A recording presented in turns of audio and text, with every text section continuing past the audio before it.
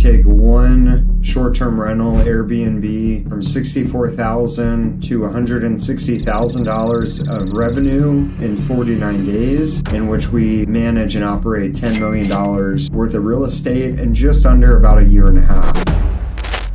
Hi, my name is Derek. I'm creating this video in order to walk you through the step-by-step process. I'll start with our first property. It's located near the Frio River in Concan, Texas. What we did there, Lauren and I, my wife Lauren, we have 2 kids. We've been traveling to that area basically our entire lives, or as soon as I met Lauren. We always kind of wanted to own a property in that area, but just never knew how. We saw a house that we had actually rented before. In fact, when we did our due diligence, we received the rental history and Lauren's parents' name was on it. That's pretty cool. But we received that.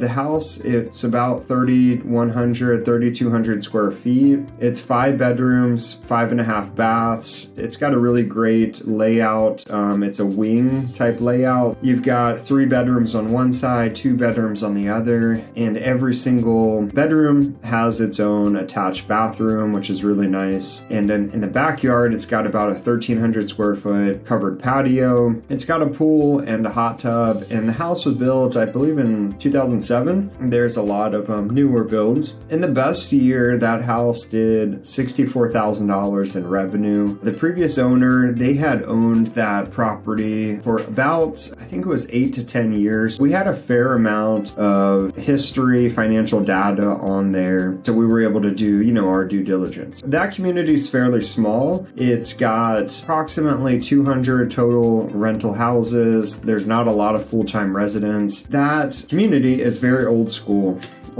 vacation rental. What I mean by that is they would say, okay, like in the winter, the rate is $600 per night. In the summer, it's $900 or $950 on holidays. And in the fall, it's $700 or something like that. So there was nothing, you either pay the price or you don't stay or it just sits empty. There was a lot of opportunity that we felt within that market, really into this home, to give it some attention, to bring it up to, par, or what we thought was that. There's a 6-step process that we implemented and that I'll walk you through today, in which we were able to have such a great impact on the income, but then also take exactly what we learned as owners first, and then transition that over to helping other owners that own short-term rentals to have the same success that we had as owners. The first step is really research and strategy. I have a background in finance. Lauren really loves the interior design side of the business. Kind of the 2 big numbers that I look at is cap rate, which is generally going to be on the commercial side of things. The other thing that I'll take a look at is, I think more important, is cash on cash return. Meaning if I put in $100,000, whether it's a down payment or interior furnishings, how quickly could I potentially get that money back out of the house? Those are the 2 kind of main metrics. And this house, it was listed for $704,000. When we ran the numbers, I thought we could push it to $95,000, maybe $100,000, just being on the conservative end. And that would get us fairly decent cash on cash return. So we proceeded. We took it as a signal. The first offer had fallen through. We kind of came after that offer and we were able to successfully close on the house. Researching the market,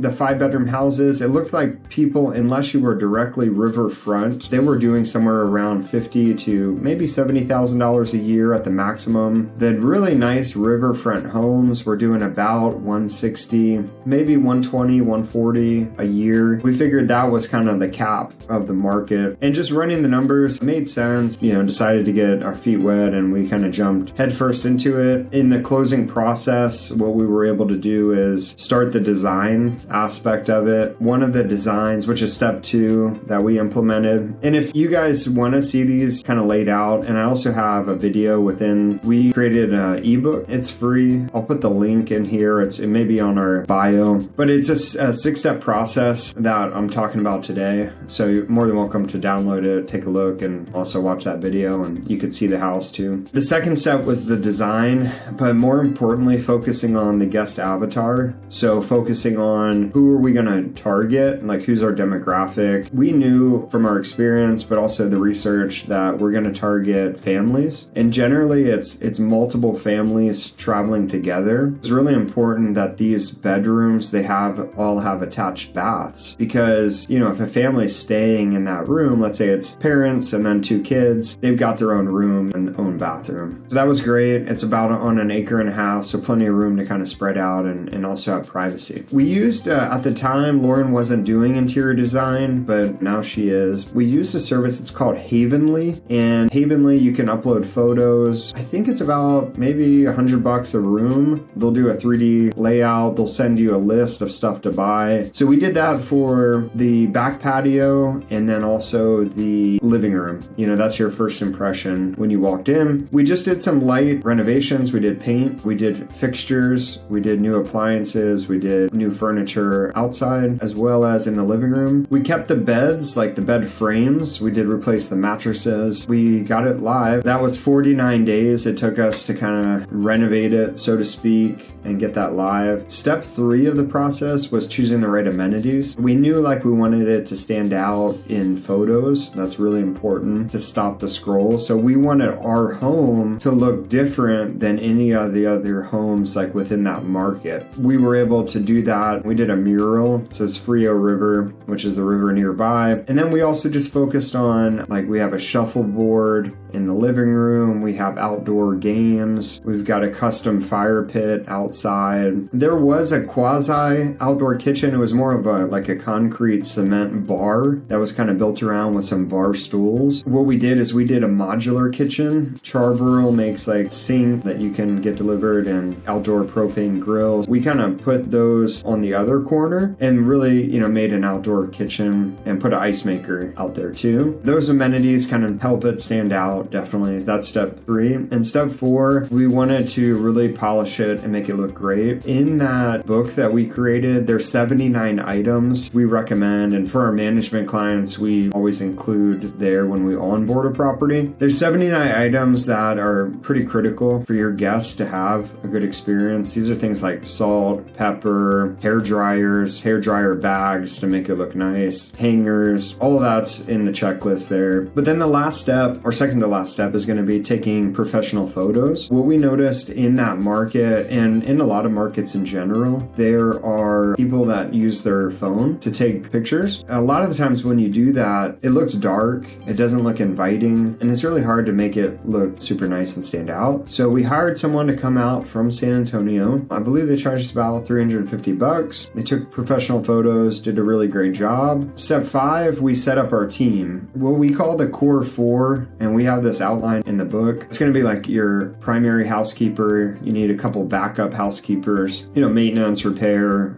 any trades, HVAC, plumbing. Set that up, get them on a system where they know exactly what your expectations are to clean the unit, to send photos, these type of things. And then the last step, which is one of my favorites coming from a finance background, is the optimization of the listing, meaning like the layout of each photo is important. The caption, the listing description should be kind of like a sales copy. Instead of just talking about the features, it's more of the benefits also of why they should book your home over someone else's. And then revenue management. So not just putting in $500 during the winter and $600 during the fall and $900 during the summer, but more dynamic, you know, more focused on like what hotels do and airlines do. Prices change dynamically based on the demand of the season, based on what the neighborhood's doing. Focusing on that aspect of it, because what we ended up learning is they would say, hey, in summer, our maximum rate is $950 or $900. Well, it could have been $1,300. In fact, this past year, we actually broke a record in that house, probably in the area, where we had on Memorial Day weekend a booking for almost $1,600 a night. And that just would not have been possible, first of all, without the other 5 steps, but also increasing the rate to see like, what is the market even willing to pay? So dialing in the revenue management was super important there. So 49 days later, we got it live. We got a couple first bookings. At the end of year 1, we made a couple mistakes. I'll detail that in another video on some mistakes that we made in year 1, but we got it live at the end of December of last year. We closed at top line revenue of 160,000 and some change. We almost were able to triple the revenue. And then what we did is we've said, hey, I'm sure that there's other owners out there that have a house and that are probably going through the same things. Maybe it makes sense for them to hire us, because if we can triple their income, why would they not pay us a percentage of that, new revenue there? So we created Level Up Property Management, and then we have our other company which buys and holds like our personal short-term rentals. In Level Up, our owners get access to all of the steps, and it's all hands off for them. They just get one deposit every single month for the total, amount there. We've got over 22 houses that we manage. We manage about $10 million worth of short-term rentals. And our goal is to really grow that to 50 by October of this year, and then 1,000 in 5 years. I hope this helped. I know it didn't go deep into the minutia, but that's what the book is for that we created. I also did a screen share video on there. It's within the book. You can just click on it and watch that. I think it's 15 minutes of me just kind of rambling on, but it shares the screen so that way you guys can see exactly the details and the financials and how we did it and our pricing strategy and all that good stuff. So hope this helps. My name is Derek. My wife's name's Lauren. DLRJ Holdings is our holdings company, and then Level Up is our property management company. Feel free to reach out if you have any questions. Thanks.